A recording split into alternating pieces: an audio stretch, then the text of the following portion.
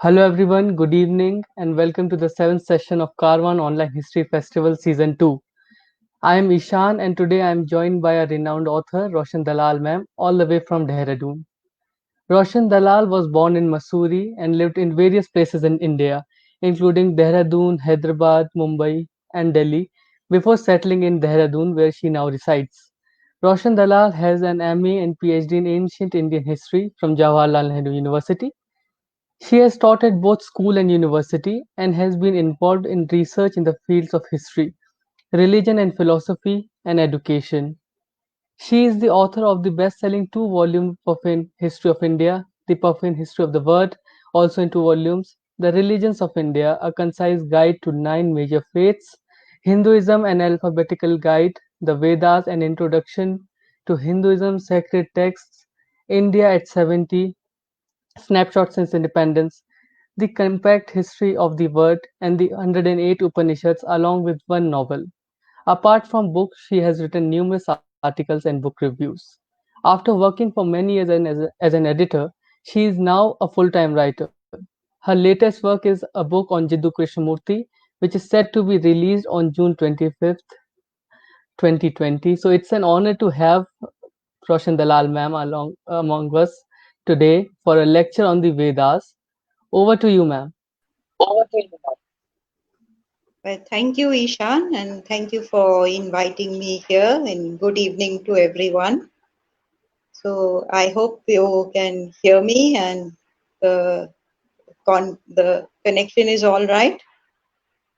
So today I'll be speaking about the Vedas, and mostly it is based on the book Yes, that I ma'am. have already written that was published 6 years ago.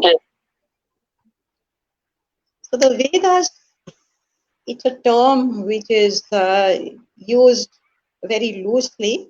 Actually, there's a huge amount of literature, Vedic literature. So I will be focusing today only on the Vedic Samhitas and on some aspects of the history that they reveal. But before that, let me put them in context. So the Samhitas are those names you have always heard. That is the Rig Veda, the Samaved, the Yajurved, and the Atharvaved.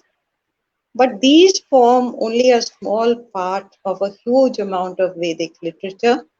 However, these are in one sense the most important because they are the very beginning, and the Rig Veda is the very first text that we know in India today. There is no earlier literature. So it is important from a historical point of view and of course from a spiritual and religious point of view. Now, attached to these samhitas, I'll come back to them in a minute, are other texts, the Brahmanas, Aranyakas, and Upanishads. So, this corpus together is the main part of Vedic literature, but there's actually a lot more. To understand all these and to remember them, in early days they were not written down. So, to remember them, there are various different texts. And it would seem also that very soon the correct meaning was forgotten of these. Anyway, firstly, to remember them, we have texts called Padapathas, which uh, put the words in different forms. That is, with Sandhi and without Sandhi, and repeating, joining together two words and repeating them so that when you memorize, you have got everything straight. Then you have other texts which deal with these. They are commentaries, they are anukramanis. Anukramanis are indices. Indices tell you all about the deities and they give lists of rishis and various things. You also have various commentaries on the text, and then you have a whole body of different texts called Vedangas, which again deal with the things you need in order to understand these Vedic Samhitas. That includes grammar, shiksha. Shiksha is here not education, but Shiksha here means phonetics and different branches, Jyotish, that is astronomy, astrology. So all this is required before you can understand or study these texts. Despite this, we have uh, people constantly commenting on wisdom of the Vedas and finding all sorts of things in them. But first we have to differentiate between different Vedas and their dates and the type of information that is contained in them.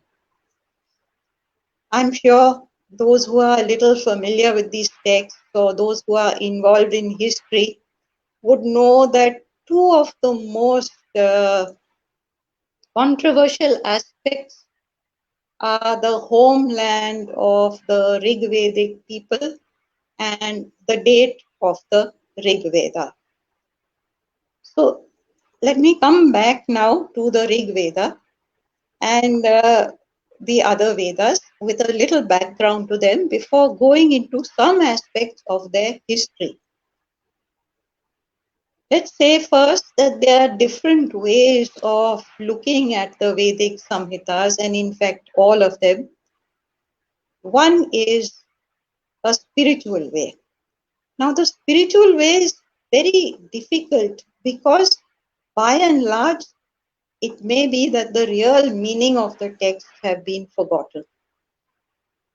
It is Swami Dayanand Saraswati who analyzed them in a spiritual way, and he found everything that exists today in the Vedas, but his viewpoint is not really accepted by historians.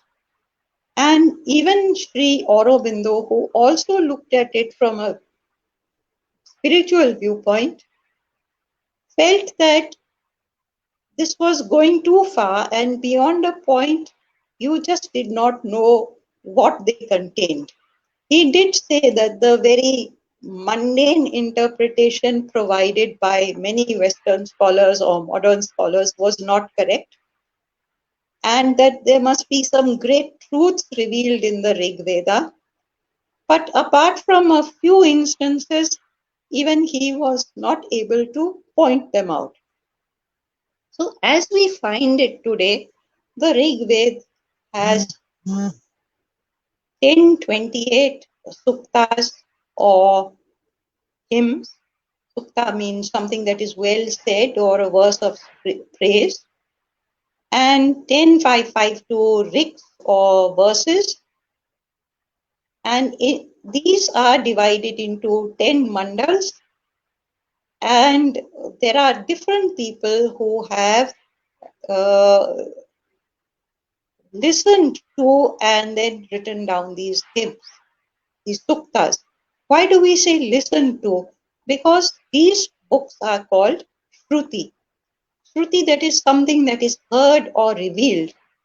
They are not something that they invented. So from somewhere or the other, they felt that these were revealed to them, these hymns, and then they composed these hymns and wrote them down. They didn't write them down at that time, but I guess they memorized and they collected these hymns. Now, what is rather interesting is all these texts have an editor. They are not there. I mean, how do you put together a text? There must have been thousands more of these hymns, and someone chose them and put them together in a certain manner. That is because we have dates of rishis who are widely varying in time, who are authors of the hymns. And we also have a way of organizing them. So the first mandala has 191 suktas, and so does the 10th. So some numbers were very precisely chosen, and then these verses were put together in a certain form for posterity and remembered in an exact way through padapathas and other texts so that we get them in the same form.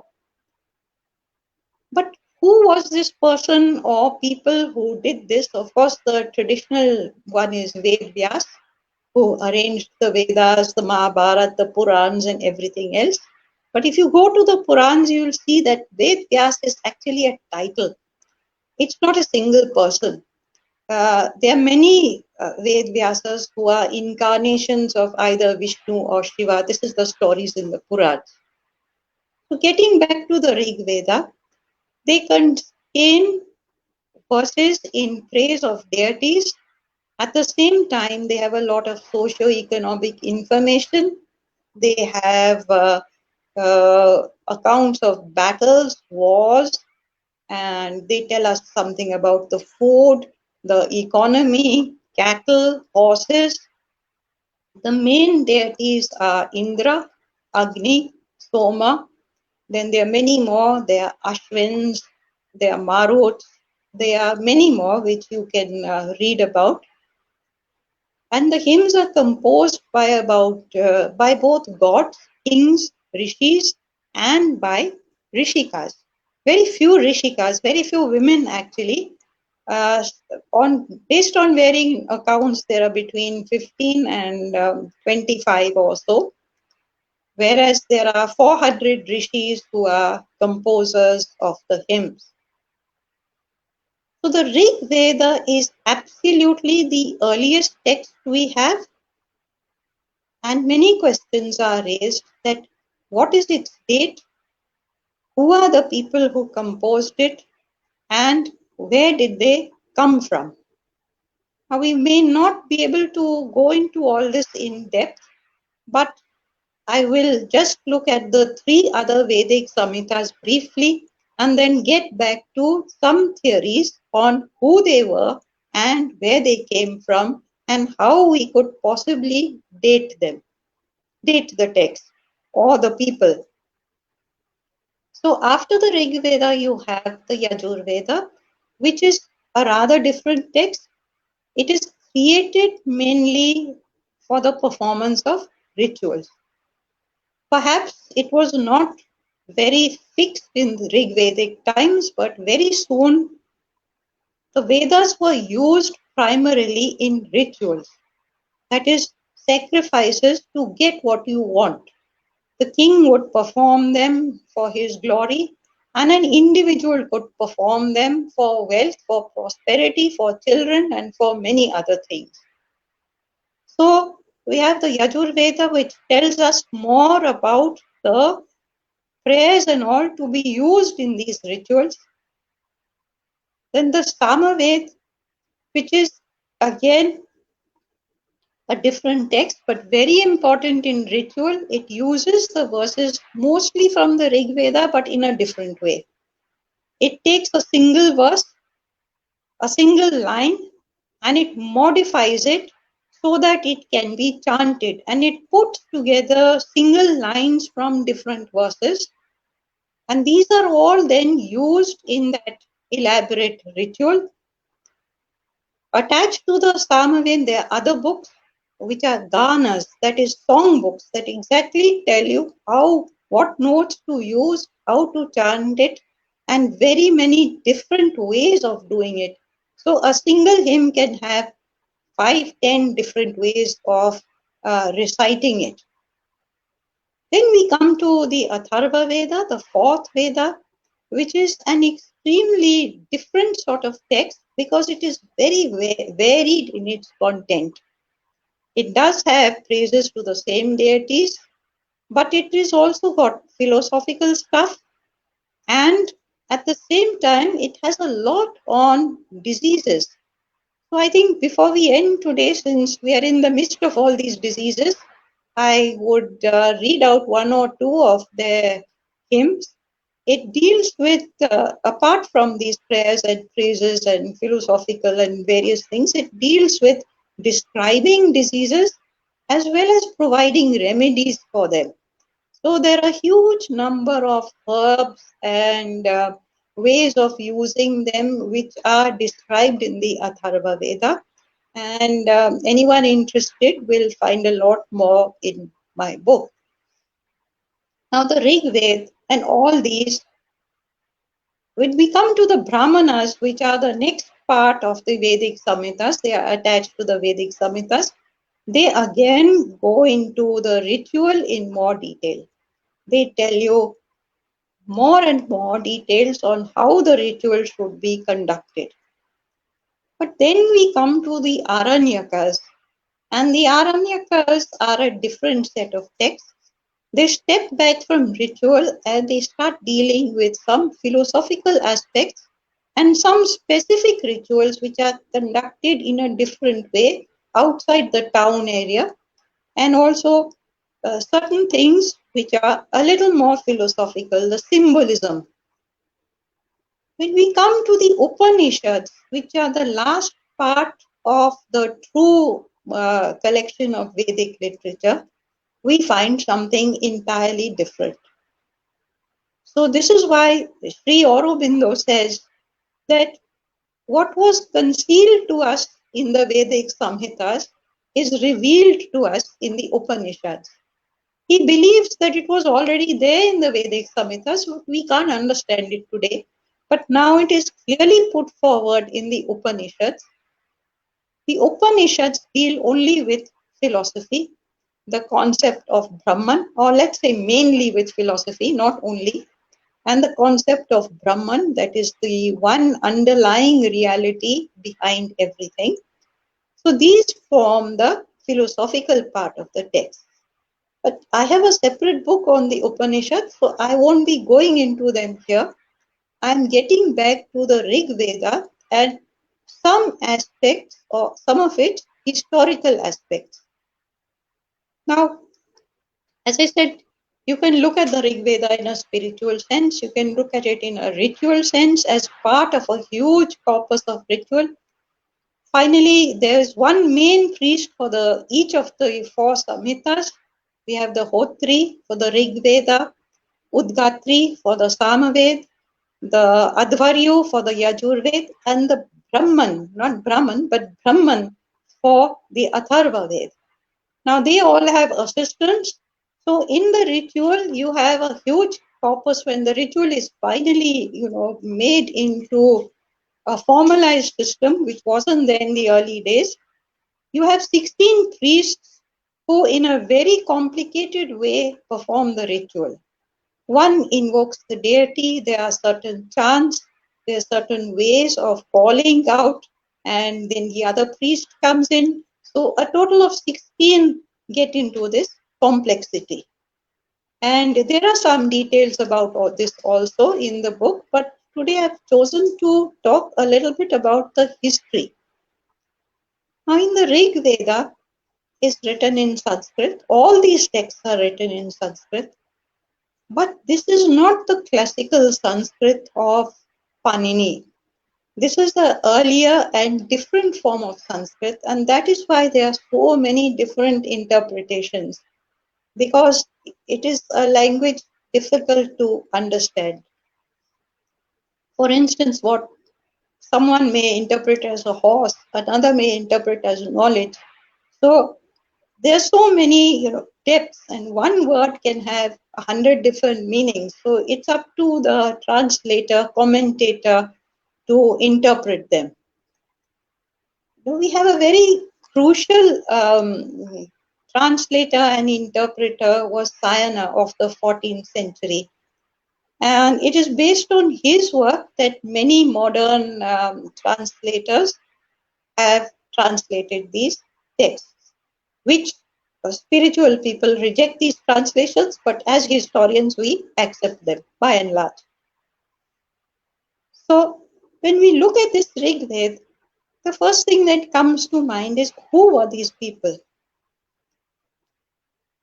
Now, you all probably know that there are different theories, and one of the theories is that they came from somewhere in the Russian Caspian steppes, and they traveled to India over a period of time, and they came in the post-Harappan period. Harappan period, mature Harappan period is from around 2600 to around 1900 BC. So one theory is they came after this from somewhere, perhaps the Russian steppes or perhaps Anatolia, and they migrated to this area and then they settled down. But this is a very controversial theory, with the other theory saying they were always here and they are the same as the Harappans, which I would come to later. Is a little difficult. They were always here is okay, but they was the same as Harappans is a little difficult to reconcile. Now, why do people say they came from somewhere else? The whole thing stems around the concept of Indo-European languages. William Jones, who came to India in the 18th century, looked at Sanskrit, studied Sanskrit, and found that it was extremely similar, not only in words, but in its grammar and syntax to Greek and Latin. And then also he found its similarity with Celtic, Gothic, Persian, and a few other languages, all of which he knew. And he said there has to be some connection between these languages. Now, a little later, then, someone put forward the theory of Indo-European languages. Indo-European languages are a huge number of languages which stretch across Europe and Asia. I mean, today there are millions of people whose languages find their origin in this Indo-European. Broadly, it's divided into two groups of centum and satum, that is two ways of saying 100. But in all these languages, there are similarities. There are similarities of grammar, there are similarities of words, and there are similarities according to some of concepts, that they have similar deities of sky deities, earth, heaven, nature deities, and similar things. So it is because of this theory of Indo-European that people started looking for an Indo-European homeland. Out of Indo-European and within the Satem group, there is Indo-Iranian group, which is really closely related. But when you look for an Indo-European homeland, we bring in not just archaeologists, but also linguists. Vast number of linguists have worked on this, and they have proposed, based on the existing languages, they have put forward a theory of Proto IndoEuropean. This is actually a mythical language. You don't know if it existed, but they feel there must have been a source language. They call this source Proto IndoEuropean, and they have created a huge number of words and grammar and so on in this language. And then they look for the homeland. They believe that if you can find the homeland of Proto-Indo-European called PIE, according to the way in which they have put it together, then you will find the homeland of the Indo-Europeans too. Now, this is a very controversial thing, but anyway, many homelands are given based on this. One is the Russian steppes, one is Anatolia, Turkey, one is West Asia, some extend to Tibet, some are just in Afghanistan. So everyone has a different version of where was the homeland of PIE.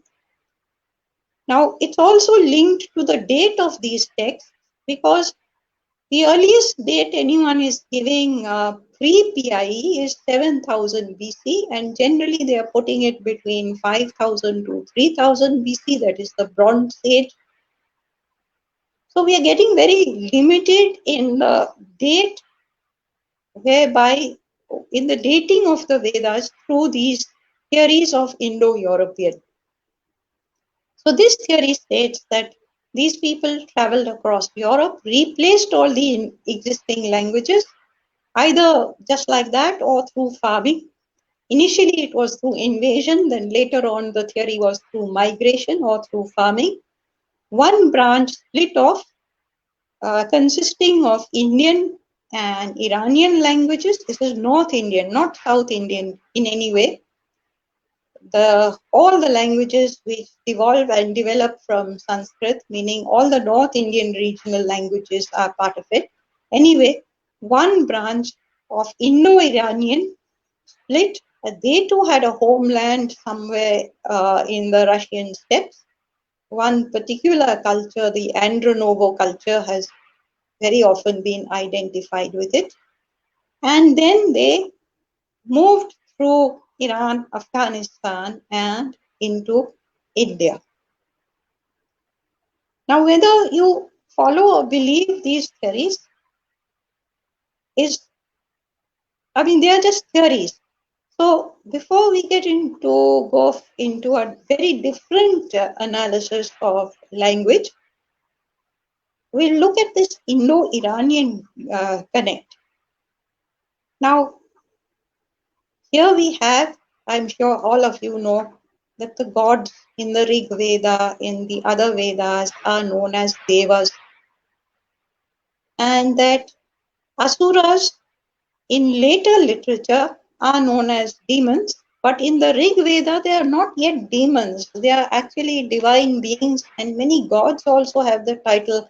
Many that we know of as Devas, they are also called Asuras. So they were some kind of divine being. When we come to the Iranian literature, we find the Asuras are turned into gods. They are known as Ahuras over there. And in later Iranian literature, we have Devas as demons. But again, this is not in the early literature where they are both divine beings. Now, I'd like to give a little background of this Iranian literature because we have some historians who make a very absurd statement, some very senior and major historians, saying that the Avesta was an Iranian text which was similar in language to the Rig Veda. However, the Avesta is a huge body of text. It's not a single text. It is not a text with a single date either. So, when we are looking at a homeland, we have to analyze also the different levels of Avestan text. Now, the earliest Avestan text, I'll just go into this very briefly, are the Gathas. Today we have called them Gathas. And they put forward, their language is just so similar to the Rig Veda that you can change a vowel or a consonant and you can turn it into Rig Vedic Sanskrit. But it doesn't mean that it refers to the same things. It may mean something entirely different because the Gathas put forward a new religion. They reject these Devas, Ahuras, and they put forward perhaps the first monotheistic religion in the world with one god. Today that religion is called Zoroastrianism because it is based on the teachings of the prophet Zarathustra, who himself composed these gathas. So this is just, and then there are younger Avestan texts which we can equate with later Vedic texts, that is the Yajurveda, Samaveda and Atharvaveda in terms of language. Also they have deities, but the early Avestan, the old Avestan or the Gathic has no relationship in content with the Rig Veda, though they have relationship in language. Later Avestan texts also are related to content because now they have a number of divinities called Yajatas. You can imagine in Sanskrit Yajata.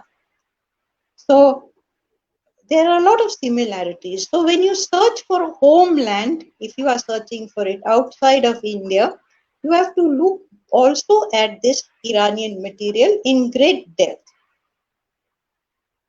But when we again come to this question of language diffusion, how does language move?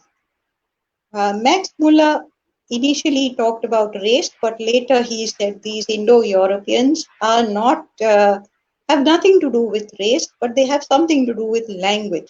So a language is spreading without a people. This is his thing. So the language spreads, but it is not identified with the people. This is very important because otherwise we have theories of race and so on. Today, what has happened is now we have got DNA and genetic theories, so all these theories are coming up again. When linguists and archaeologists analyze these periods, they come to this kind of dating of around 5,000 to 3,000 for Indo-European. Indo-Iranians then break away, form a separate group. They migrate to Iran and then they come into India. So if we are taking the Rig Veda as part of that, then it is a fairly late date, that is after about 2000 BC.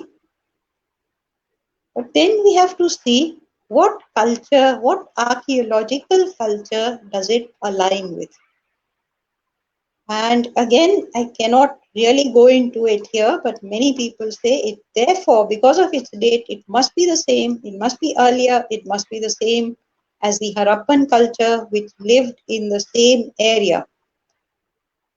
But we don't find the same sort of culture described in the Rig Veda as urban centers, well laid out roads, city culture. We really don't find this described here. So then the theory is it later? Is it earlier? Now, before, I hope this is not getting too confusing, but these are the main two theories, the two problems in the historical interpretation is where did they come from? Who were these people? Why do we call them Aryans? That is actually an English term which is never used in the text. Only the term Arya is used, and that too occasionally, not very often. And what did Arya mean? Also, there are different interpretations. But when we want to look at the date or the origin, we have to go into all this very, very closely. It's not enough, to say, well, I think, or that person thinks, and then come up with some theories that, well, they came from somewhere else or else they were indigenous, because that's the theory that you particularly want to prove. There is another theory among linguists which archaeologists have not accepted, which is the Paleolithic continuity theory. It's basically put forward by an Italian, and he has said that all this is nonsense about these homelands and this date of Proto Indo-European, because language has a very long history. Language starts 1 million years ago, and language dispersal is no later than at the very latest 10,000 years ago. So we look at a different theory also to see how we can date these uh, texts and the language also. Now, to come to something, as we are, it's a very huge topic, but let's come to something on the Rig Veda itself. Rig Veda talks of numerous tribes and clans. It deals with a number of, it discusses rivers, mountains, and we have about 37 rivers which are named in the text. And most of these can be located between Afghanistan and the river Yamuna. The majority are the Indus and its tributaries, and then we come up to the Yamuna. So, who were these people? How do we find out who they were? How do we relate them with an archaeological culture? These are questions that still remain to be answered. If they were not the Harappan culture, because they don't show evidence of urban centers, did they exist before or did they exist after? If they existed after, then that is a clear sequence of migration. Probably, if they existed before, we have to look at other theories. So, in my book, I also go into all the archaeological cultures and see what we can look at. When we come to some aspects of the Rig Veda, is that it also discusses wars and battles. The most major war was between King Sudas and 10 other clans. Now, Sudas fought a battle on the river Parushni. Parushni is identified with the Ravi, a tributary of the Indus. And 10 clans got together. The clan is a Jana, and 10 of them got together and fought against him. However, he won. So when we look at this battle, we see or we presume that these were at first clans without any fixed territory. They were trying to establish their territory, and therefore they were fighting these battles to create a territory for themselves. So we have different clans. Um, we have Bharatas, Ritsus, and many others who are mentioned. So when we analyze the Rig Veda, we also try to locate all these. We don't just at random say, well, they were located here or they were located there. Some scholars have put the whole text in Afghanistan, but they have not located every tribe or every clan or every place mentioned. So when I look at them, I have done, extensive location of every single clan mentioned, and also have listed every single animal, bird, or plant that is mentioned in the Rig Veda and in these Yajur, Atharva, and Sama Vedas. And we find a huge number of plants and animals, domesticated and wild. And again, I can't list all of them, but there are birds of different kinds. There are, deer, tiger, elephant, um, not tiger actually, deer, elephant,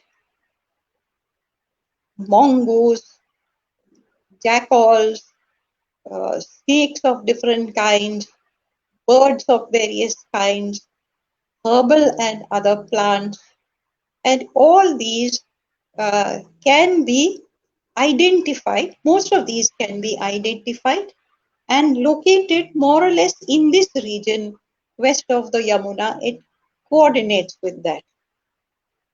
When we come to the three other Vedas,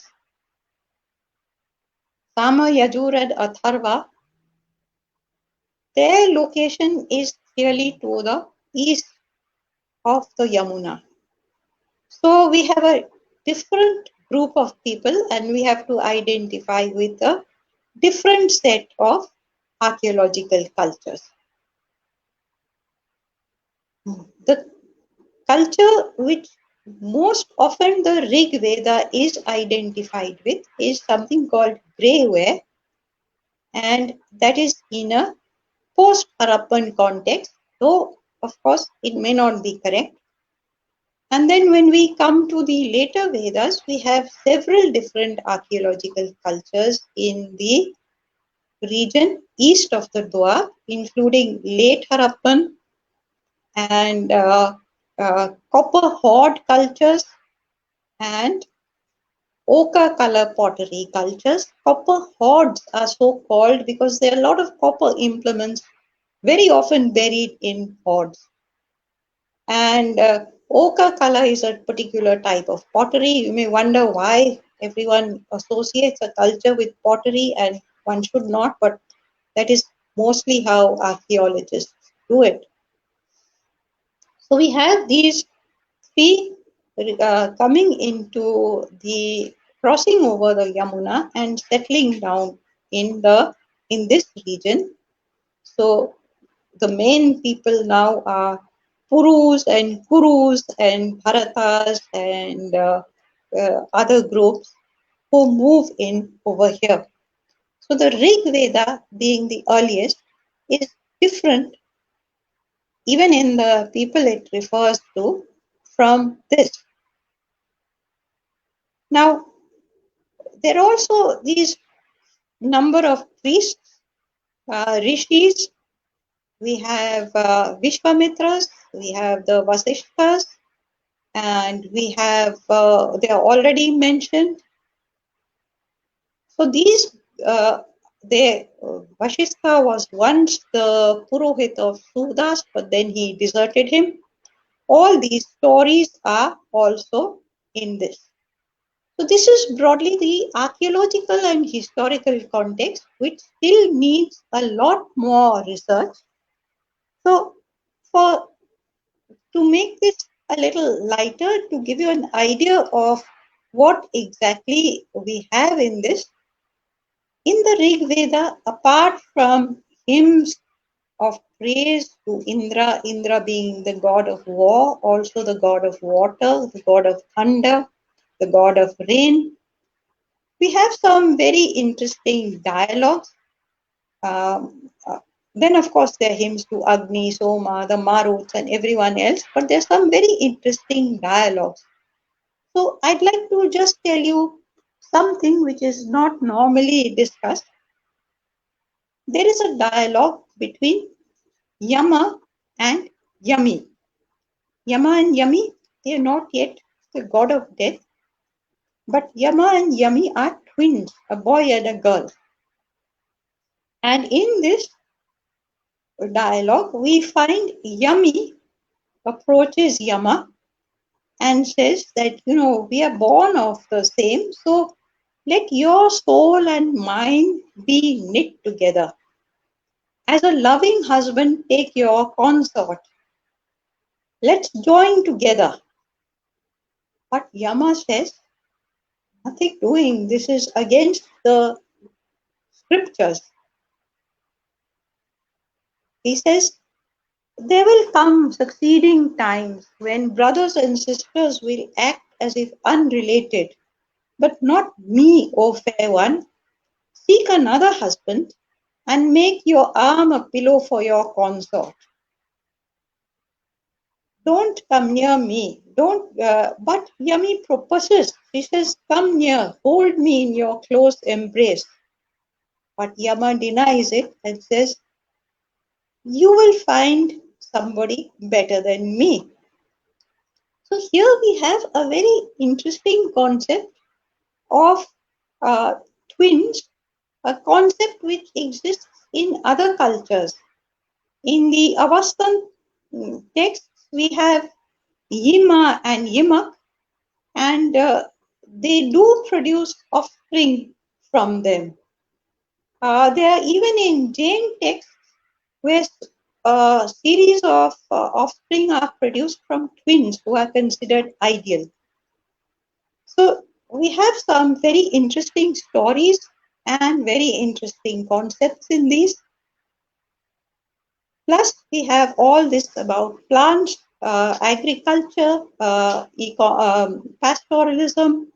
Obviously, they had cows, they had sheep, they had goats, and they cultivated millet, and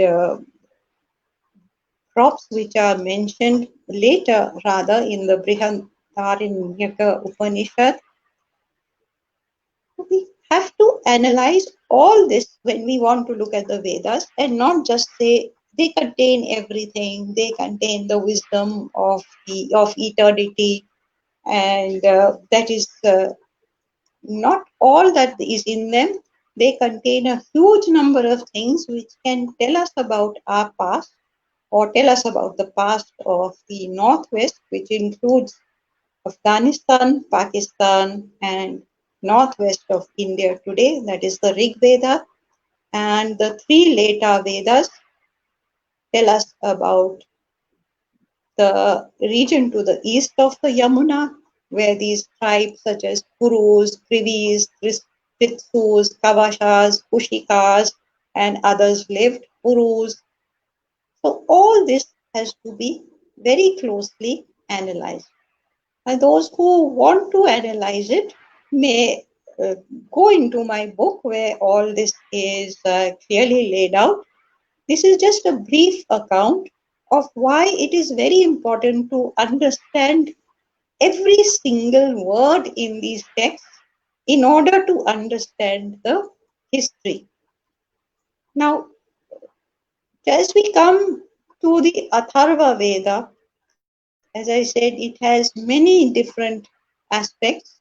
And there is a whole chapter in my book, which I again cannot go into now, on the diseases it describes and how to get rid of them. So I just would like to end with one prayer or verse from there.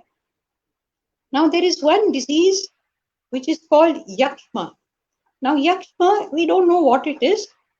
Sometimes it seems to be a generic disease, not something very specific.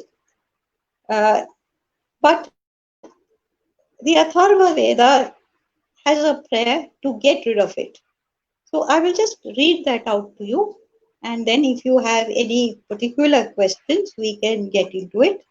And if this talk has been a little bit historical, you will find a lot more if you read my book on the Vedas, because I had to merely choose a few things of the history of these texts. So here is a chant or a prayer to banish Yakshma, which is translated into English. It starts with, from both nostrils, from both eyes, from both ears, and from your chin, from your brain and tongue, I root out Yakshma seated in your head. From the neck and from the nape, from your vertebrae and spine, from arms and shoulders, I root out Yakshma seated in your arms. From your heart and from your lungs, from your gallbladder and your sides, from kidneys, spleen, and liver, we get rid of Yakshma. From the bowels and the intestines, rectum, and belly, we remove Yakshma.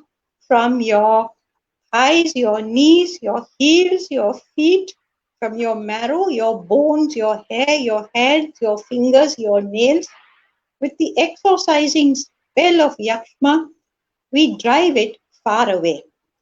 And this is one example of innumerable such verses and hymns, which maybe today when people are praying to Corona Mata, they could also use some of these verses, which may be more effective. So I'll stop there and wait for your questions, which may be on other aspects of the Vedas, which I haven't touched upon. Thank you so much, ma'am, for this Thank you so much, wonderful ma'am, for lecture. this wonderful lecture. So the first question will So, be that you mentioned Sri Aurobindo in your lecture. So how do you see the philosophy of Vedanta as proposed by Swami Vivekanand related to the Vedas? Yes, the philosophy of Vedanta is in the Upanishads. It is not in the Vedic Samhitas. So I have another book on the Upanishads, and there the philosophy of Vedanta is clearly laid out. not part of Vedic Samhitas. It is, we have, as I said, we have Samhitas, Brahmanas, Arayanas, and Upanishads. Upanishads are called Veda because they are the last part of the Vedic literature, and also because they are the highest part. So people concede that they have the philosophy of Brahman and of one without a second. So Vedanta is related to Upanishads, not to the Samhitas. So, So, how were so women portrayed how in women the portray Vedas? And how was the Vedas caste and hierarchy how was portrayed the in the caste Vedas? hierarchy portrayed in the Vedas? Yes, when we come to women, we presume that there must have been a lot of hymns written by women, but for one reason or the other, they were not included in the Vedas. Uh, as we said, that the Vedas had an editor. Perhaps it was Ved Vyas or it was someone else, and he selected and put together. So we find only very few hymns of what we know as Rishikas, that is, women rishis, but women rishis did exist. We also find very few goddesses, which also tell us something about the position of women. Most of the gods are male.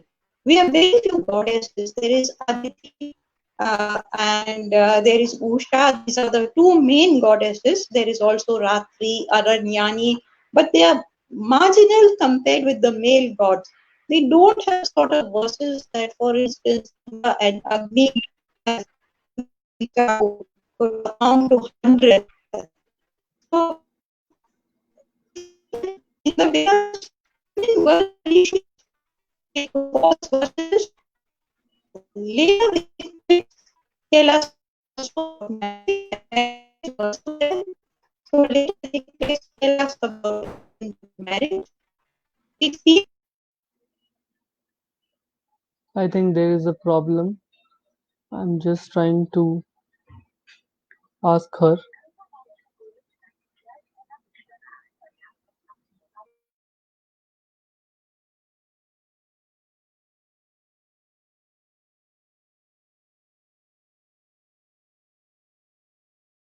yeah.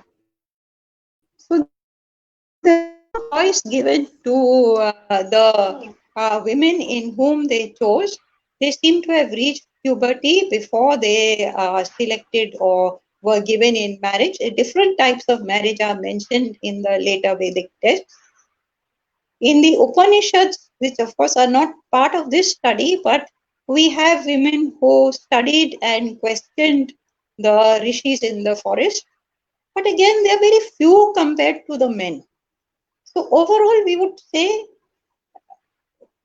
they had an okay position, but it was not equal. That is my view. As for the caste system comes up only once in the Rig Veda, in the hymn to Purusha, where it says that the Brahman came from the head and the Rajanya from the arms and the Vaishya and the Shudra from the feet. But this is only one hymn, so we presume that the caste system is not firmly established. Even in the Upanishads, we find that this great knowledge was open to everyone. So caste system was still developing. As Upanishads now, we can definitely take their date up to 600 BC and even later. So still the caste system was still developing. It was not crystallized. Okay, so really Okay, so technical glitch that we faced. So there's this question by Dushyant Singh Pawar. He asked that is the ancient Sanskrit called Siddham, in which Rigveda and other were written? I don't know of Siddha. I don't Okay, know. I have not heard about Siddham. But Rig Vedic Sanskrit is certainly different from classical Sanskrit, which is what is portrayed by Panini in his grammar around the 7th century BC. Rig Vedic is very different. I don't know if it is called Siddham. okay. So there's this question by Arvind Yadav. He asks that the Upanishads, which are considered to be part of the Vedic corpus, talks of oneness with the internal being. How are their concepts different from the Buddha's emptiness? Yes, that is an interesting question because then we come to Shankara, who analyzed the Upanishads. I mean, he is one of the main commentators of the Upanishads, and Shankara is called sometimes a crypto-Buddhist because up till the point that he came on the scene, uh, um, his gurus, Gaudapada, is also been called, a secret Buddhist because he took these Buddhist concepts, but he reinterpreted them in the light of the Upanishads. So one of the main differences is in the Upanishads, we have the concept of the Atman. And the Atman is the individual soul, which is part of Brahman. But in the Buddhist text, one of the concept is anata, mane, no soul, anatman. So there is no concept of a permanent soul in some of the Buddhist texts. So some of them do have a concept where they call it Udgala. What is the difference between these two? There are different ways of interpreting, but I think the Upanishads formulate a philosophy of oneness, very clearly identifying the Atman in each person with Brahman, the one Brahman. This is not the case in Buddhist texts, whereas the identification is not clear. It occurs only in some texts. Other texts say there's no permanent soul. So this is one of the differences.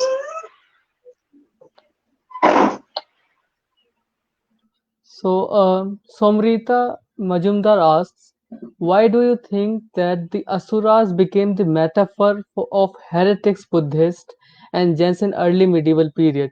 How did the idea of Asura evolve through ages in the epics and the Purans? Yes, it's a very difficult and perhaps a historical question because we did mention that there was possibly a close connection between India and Iran. There was a close connection in language. So, as I said earlier, the Asuras are the gods of the Avastan. Just give me 1 minute. Uh,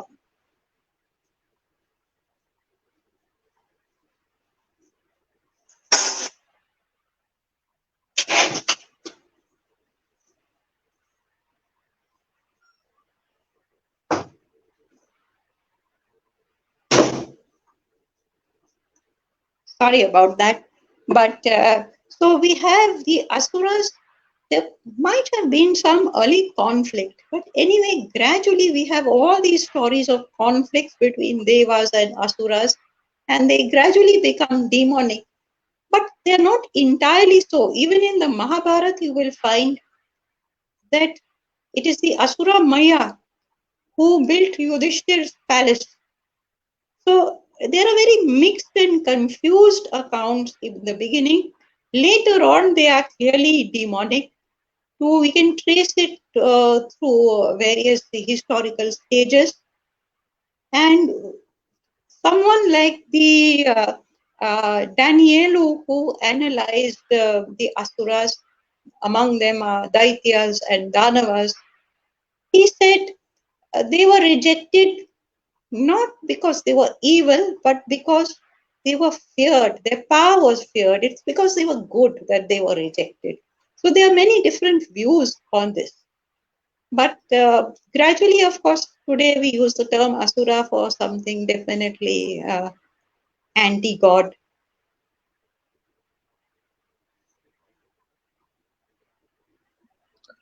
So there is this question by Ayushman. He asks that the Arthashastra recognizes only three Vedas and it excludes the fourth Atharvaveda. What is the reason behind it?